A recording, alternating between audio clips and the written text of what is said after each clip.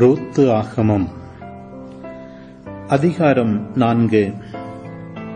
இதற்கிடையில் போவாசு பொதுமன்றம் கூடும் நகர வாயிலுக்குச் சென்று அங்கே அமர்ந்து கொண்டார். போவாசு முன்பு குறிப்பிட்ட எலிமலேக்கின் முறை உறவினர் அவ்வழியாக வந்தார். போவாசு அவரை பெயர் சொல்லி அழைத்து, இங்கே வந்து சற்று உட்காரும் என்றார். அவரும் அவ்வாறே அருகில் வந்து உட்கார்ந்தார். பிறகு போவாசு ஊர் பெரியோருள் 10 பேரை வரவழைத்து, இங்கே சற்று உட்காருங்கள் என்றார். அவர்கள் உட்கார்ந்தவுடன் போவாசு அந்த உறவினரை நோக்கி, நம் நெருங்கிய உறவினரான எலிமலேக்கிற்கு சொந்தமான துண்டு நிலம் ஒன்று இருப்பது உமக்கு தெரியும் அல்லவா? மோவாபு நாட்டிலிருந்து திரும்பி வந்திருக்கும் நகோமி இப்போது அதை விற்கப் போகிறார். இதை காதில் போட்டு வைக்க வேண்டும் என்று நினைத்தேன். இங்கு அமர்ந்திருப்பவர் முன்னிலையிலும் என் உறவின் முறை பெரியோர் முன்னிலையிலும் அந்த நிலத்தை நீர் வாங்கிக் கொள்ளும். விருப்பமில்லை எனில் சொல்லிவிடும். ஏனெனில் அதை மீட்கும் உரிமை முதலில் உமக்கும் உமக்கு பின் எனக்கும் உண்டு, வேறெவர்க்கும் இல்லை என்றார். அதற்கு அவர், சரி, வேண்டுமானால் வாங்கிக் கொள்கிறேன் என்றார்.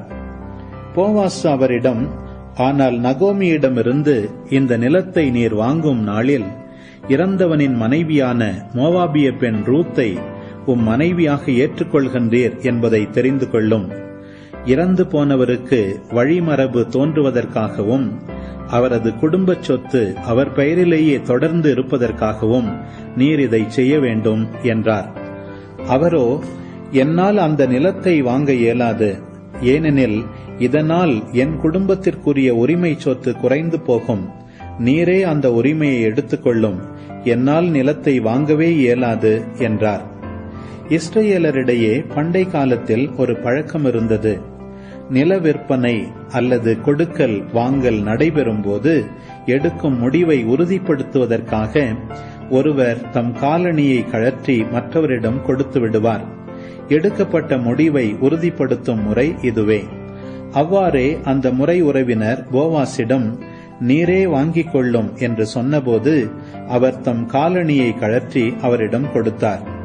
அதன் பின் போவாசு அங்கிருந்த பெரியோரையும் மற்றெல்லாரையும் நோக்கி, நான் எலிமலேக்கு, கிலியோன், மக்லோன் ஆகியோருக்கு உரிமையான அனைத்தையும் நகோமியிடமிருந்து வாங்கிவிட்டேன். இதற்கு இன்று நீங்களே சாட்சி. மேலும் மக்லோனின் மனைவியாயிருந்த மோவாபிய பெண் ரூத்தை என் மனைவியாக ஏற்றுக்கொள்கிறேன். இறந்தவரின் உரிமை சொத்து அவர் பெயரிலேயே தொடர்ந்து இருக்கவும் அப்பெயர் அவருடைய உறவின் முறையிலும் ஊரிலும் நீடித்திருக்கவும் இதை செய்கிறேன். இதற்கும் நீங்கள் என்று சாட்சி என்றார். அதற்கு நகர வாயிலில் இருந்த பெரியோரும் மற்றெல்லோரும், ஆம், நாங்கள் சாட்சிகள். இஸ்ரேலின் குடும்பம் பெருகச் செய்த ராகேல், லேயாள் இருவரை போல உமது இல்லம் புகுந்திடும் இந்த பெண்ணும் இருக்கும் வண்ணம் ஆண்டவர் அருள்க. எப்ராத்தில் வளமுடன் நீர் வாழ்க. பெத்லகேமில் புகழுடன் நீர் திகழ்க. ஆண்டவர் இந்த பெண் வழியாக அருளும் பிள்ளைகளால் உமது குடும்பம் யூதா, தாமார், மக்னாம், பெரேட்சு குடும்பம் போன்று விளங்குவதாக என்று வாழ்த்தினர். இவ்வாறு போவாசு தாம் சொன்னபடியே ரூத்தை தம் வீட்டுக்கு அழைத்துச் சென்று அவரை மணந்து கொண்டார். அவர்கள் கூடி வாழ்ந்தபோது அவர் கருத்தரிக்க ஆண்டவர் அருள் கூர்ந்தார். ரூத்து ஓர் ஆண்மகவை பெற்றெடுத்தார்.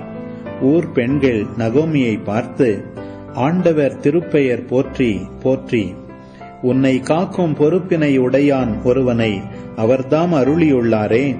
இஸ்ரேலில் அவனது பெயரும் புகழுடன் ஓங்கி திகழ்வதாக. புதுவாழ் உனக்கு அன்னவன் தருவான். முதுமையில் உனக்கு அன்னமும் அளிப்பான். உன்பால் கொண்ட அன்பால் உனக்கு மைந்தர் 7 மேலாய் விளங்கும்.